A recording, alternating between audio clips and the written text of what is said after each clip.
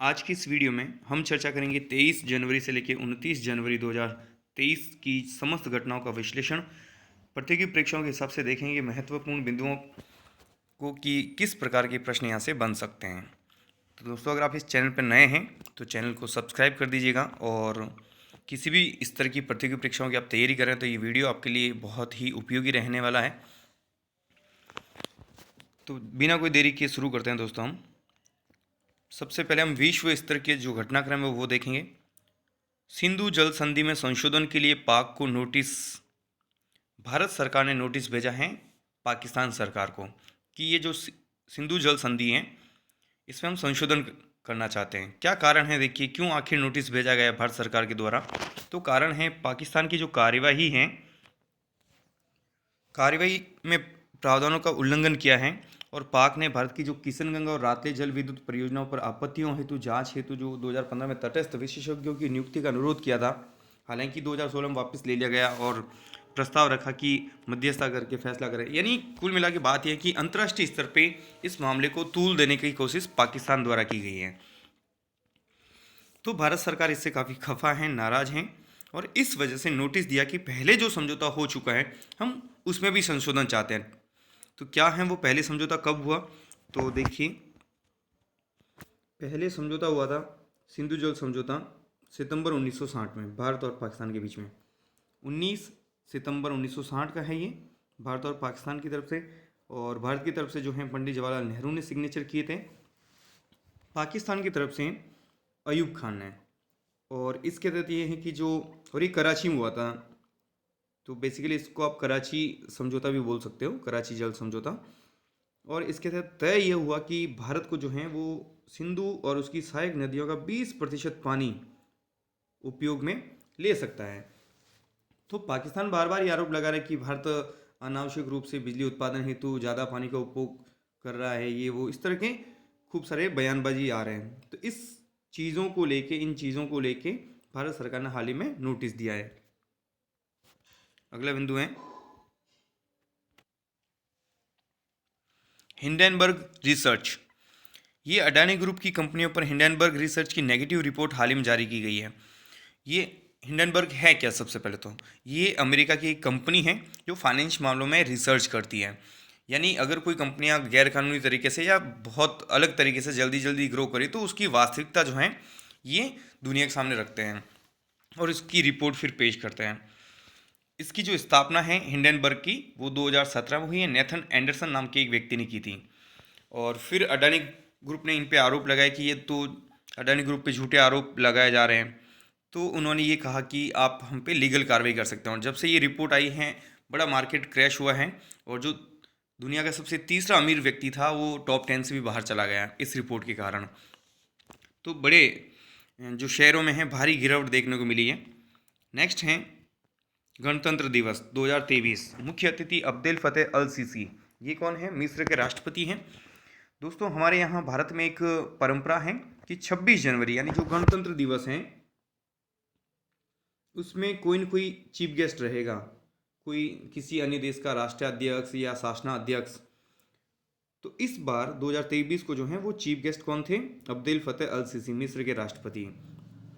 Actually में 2022 में जब मोदी जी G20 सम्मेलन जो मिस्र में हुआ था तो वहाँ उन्होंने इनको न्योता दिया था कि आप हमारे चीफ गेस्ट बनिएगा, और उन्होंने जो निमंत्रण है उसको स्वीकार भी किया था। अगर बात करें प्रथम गणतंत्र पर जो मुख्य अतिथि थे वो 1950 में इंडोनेशिया के जो राष्ट्रपति थे, इंडोनेशिया के प्रथम राष्ट्रपति सुकर्णो, वो प्रथम चीफ गेस्ट रहे हैं। नेक्स्ट है ऑस्ट्रेलियन ओपन टेनिस महिला वर्ग। इस बार किसने जीता है, बेलारूस की खिलाड़ी हैं आर्यना सलाबेंका ने जीता है। ये इनकी कैरियर का पहला ग्रैंड स्लैम है, और इन्होंने फाइनल में कजाकिस्तान की एलेना रिबाकिना को हराया है। और ऑस्ट्रेलियन ओपन की अगर बात करें दोस्तों तो ये साल के प्रारंभ में होने वाला सबसे बड़ा टूर्नामेंट है, और इसकी शुरुआत 1905 में हुई थी। नेक्स्ट है ऑस्ट्रेलियन ओपन टेनिस का ही पुरुष वर्ग, नोवाक जोकोविच ने इस बार जीता है। सर्बिया के खिलाड़ी हैं ये, और इन्होंने टोटली 10वीं बार ऑस्ट्रेलियन ओपन जीता है। 2008 में इन्होंने पहली बार ऑस्ट्रेलियन ओपन जीता था। नोवाक ने कुल यह नोवाक जोकोविच का जो है ये टोटल 22वां ग्रैंड स्लैम था। 10 इन्होंने ऑस्ट्रेलियन ओपन टेनिस जीते हैं, 7 विंबलडन जीते हैं, 3 यूएस ओपन जीते हैं, 2 फ्रेंच ओपन जीते हैं। तो ये इनका 22वां ग्रैंड स्लैम है इनके कैरियर का।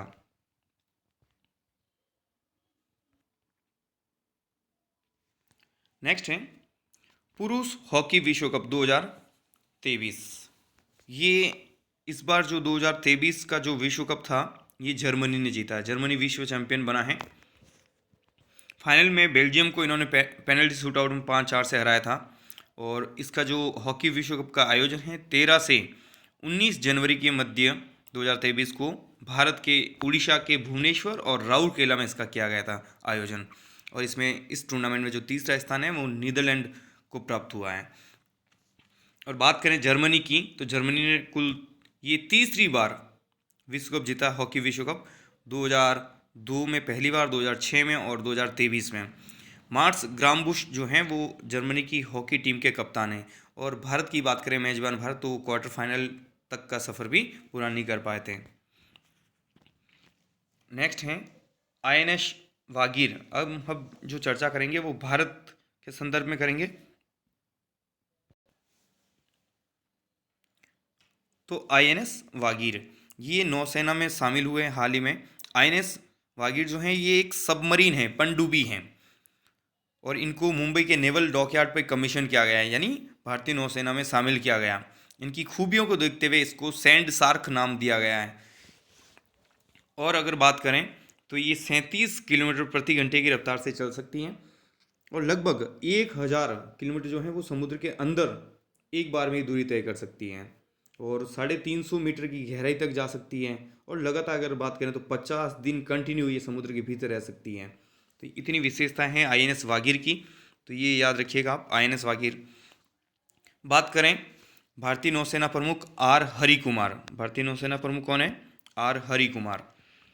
नेक्स्ट हैं सूर्य कुमार यादव बने 2022 के सर्वश्रेष्ठ T20 क्रिकेटर। यह अवार्ड पाने वाले प्रथम भारतीय क्रिकेटर हैं। और रेणुका सिंह, ये थोड़ा इंपॉर्टेंट रहेगा दोस्तों रेणुका सिंह के बारे में, क्योंकि जो भी गर्ल्स हैं वो अगर अच्छा कर रही हैं, कुछ अच्छा नाम कमाती हैं, कहीं मेडल जीतती है, तो ऐसे सवाल ज़्यादा बनते हैं आजकल। तो रेणुका सिंह ये emerging women's cricketer of the year इन्हें चुना गया 2022 का। तो भारतीय महिला क्रिकेटर है ये रेणुका सिंह। इस तरह से पूछा जा सकता है रेणुका सिंह का संबंध किस खेल से है। मोहम्मद सिराज जो हैं वो आईसीसी में वनडे रैंकिंग में नंबर 1 गेंदबाज बने हैं। तो ये सब भारतीय क्रिकेट को लेके इस हफ्ते बहुत अच्छी खुशखबरी सुनने को मिली है। बात करें, ये सारे जो अवार्ड हैं वो आईसीसी के द्वारा जारी किए जाते हैं। और फिलहाल जो बीसीसीआई अध्यक्ष है, भारतीय क्रिकेट कंट्रोल बोर्ड के अध्यक्ष हैं, वो रोजर बिन्नी हैं। रोजर बिन्नी। देश का सम्मान बढ़ाने वाले नागरिकों को पद्म पुरस्कारों की घोषणा की गई थी। तो हाल ही में कुल 106 पद्म पुरस्कारों की घोषणा की गई थी। 6 पद्म विभूषण, 9 पद्म भूषण और 91 जो हैं वो पद्म श्री। तो भारत का जो सबसे बड़ा नागरिक पुरस्कार है दोस्तों वो है भारत रत्न। कौन सा है? भारत रत्न। हालांकि अनुच्छेद 18 जो है वो उपाधियों का अंत करता है, पुरस्कारों का नहीं, ये ध्यान रखिएगा। तो ये पुरस्कार हैं, उपाधि नहीं है। तो टोटली 106 पद्म पुरस्कार। तो पद्म विभूषण दूसरा सबसे बड़ा नागरिक सम्मान है, पद्म भूषण तीसरा सबसे बड़ा नागरिक सम्मान है और पद्मश्री चौथा सबसे बड़ा नागरिक सम्मान है। और इन्हें पद्म पुरस्कार कहा जाता है। तो इस बार किसको दिया गया पद्म विभूषण देख लेते हैं। पद्म विभूषण दिलीप महालनोबिस को दिया गया है। ये ओआरएस के जनक हैं, दिलीप महालनोबिस। मुलायम सिंह यादव जो कि राजनीतिज्ञ थे, यूपी के पूर्व मुख्यमंत्री। जाकिर हुसैन तबलावादक हैं ये। और बालकृष्ण दोषी ये आर्किटेक्ट हैं। श्रीनिवास वर्धन, और ये श्रीनिवास वर्धन तो मैथमेटिशियन है, अमेरिकी मैथमेटिशियन। और एसएम कृष्णा। तो इस प्रकार से इनको 6 लोगों को पद्म विभूषण दिया गया। अगर बात करें दोस्तों तो पद्म पुरस्कार ये कला, समाज सेवा, लोक कार्य, विज्ञान और इंजीनियरिंग, साथ ही व्यापार, उद्योग, चिकित्सा, साहित्य और शिक्षा, खेलकूद और सिविल सेवा, इन इत्यादि मामलों में भारत की सेवा करने के लिए ये पुरस्कार दिए जाते हैं। इनकी जो शुरुआत है पद्म पुरस्कारों की वो 1954 में हुई थी, 1954 में। और एक साल में जो पद्म पुरस्कारों की संख्या है वो 120 से ज़्यादा नहीं हो सकती हैं, ये भी ध्यान रखिएगा आप। अगला है दोस्तों, राष्ट्रीय मतदाता दिवस कब मनाया गया? 25 जनवरी को राष्ट्रीय मतदाता दिवस। ये 13वां राष्ट्रीय मतदाता दिवस था। पहली बार 2011 को राष्ट्रीय मतदाता दिवस मनाया गया। क्या है इसके पीछे की कहानी, क्यों मनाया जाता है 25 जनवरी को ही राष्ट्रीय मतदाता दिवस? तो देखिए 25 जनवरी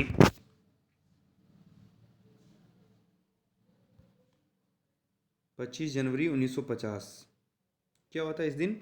जो हमारा निर्वाचन आयोग है, इलेक्शन कमीशन है, इसकी स्थापना हुई थी। राष्ट्रीय निर्वाचन आयोग का गठन किया गया था और इसका जो मुख्य उद्देश्य है राष्ट्रीय मतदाता दिवस का, ये है कि नागरिकों के बीच में चुनावी जागरूकता पैदा करना और उन्हें चुनावी प्रक्रिया में भाग लेने हेतु प्रोत्साहित करना। इस उद्देश्य से राष्ट्रीय मतदाता दिवस मनाया जाता है। नाटू नाटू को ऑस्कर का नामांकन मिला है इस बार। ये मूल गीत की श्रेणी में इनको मिला है।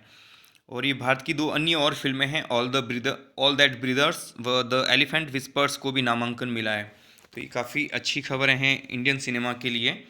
और यहाँ से ये सवाल बनता है कि ऑस्कर के लिए नॉमिनेट होने वाली जो भी, जैसे मूल गीत की श्रेणी में किसको नॉमिनेशन मिला है इंडिया से, तो नाटू नाटू, हिंदी में जो इसका संस्करण वो नाचो नाचो करके ये गाना चला था। ये फिल्म RRR का है जिसके डायरेक्टर SS राजामौली हैं। और दोस्तों अगर बात करें ऑस्कर अवार्ड की, तो ये साल 1929 में ये पुरस्कार शुरू हुआ, ऑस्कर अवार्ड साल 1929 में। और बात करें अगर भारत में पहली बार अगर किसी को ऑस्कर जीता है, तो ऑस्कर प्राप्त किया है, तो वो हैं भानु अथैया।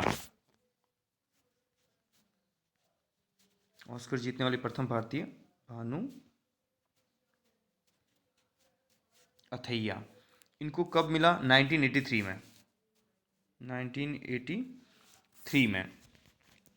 किस कैटेगरी में मिला? तो ये ऑस्कर जीतने वाली पहले तो प्रथम भारतीय महिला हैं और इनका जो क्षेत्र था सर्वश्रेष्ठ पोशाक डिजाइन का पुरस्कार इन्हें दिया गया था।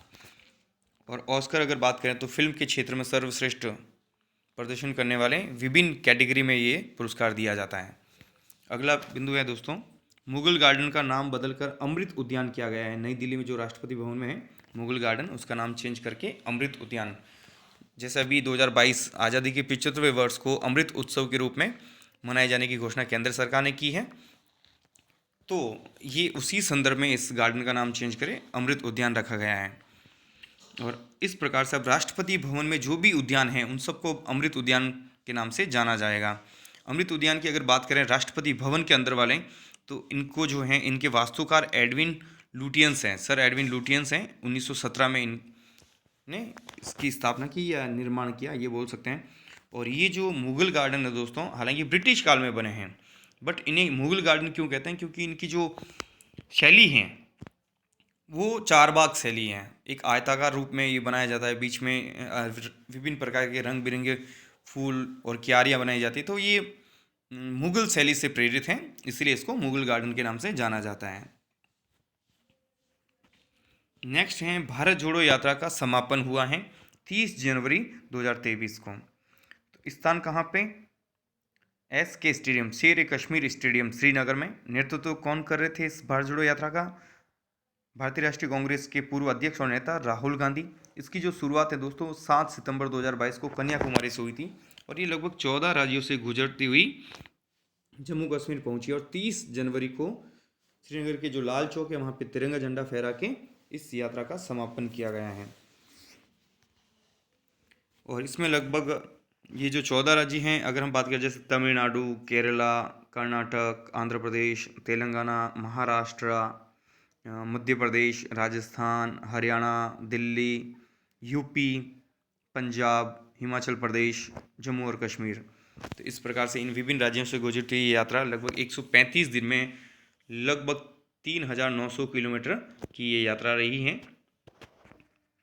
और कांग्रेस ने इसको जो नाम दिया है कि भारत जोड़ने का और बेरोजगारी और विभिन्न समस्याओं को उठाने के लिए एक मंच के रूप में इसको पेश किया गया है। अगला है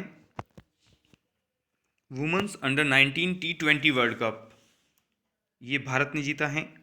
फाइनल में भारत ने इंग्लैंड को 7 विकेट से हराया है। भारत की जो कप्तान है वो सैफ वर्मा है। ये नाम याद रखना पड़ेगा दोस्तों आपको, काफ़ी इंपॉर्टेंट है ये सैफ वर्मा, क्योंकि पहली बार T20 under 19 T20 world cup महिला वर्ग में हुआ है और इंडिया ने जीता भी है, तो उसकी कैप्टन का नाम तो पूछा जा सकता है। अगर एग्जाम्स में ये सवाल आपको कहीं ना कहीं टकराएगा आपसे।